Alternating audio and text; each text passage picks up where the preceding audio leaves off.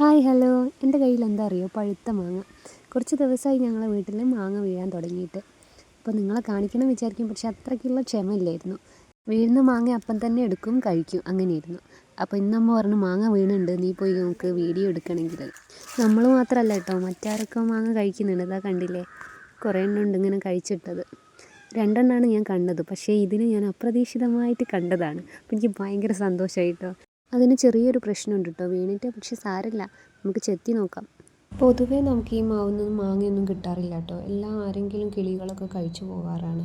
വലിയ മാവായതുകൊണ്ട് പറിക്കാനും പറ്റാറില്ല.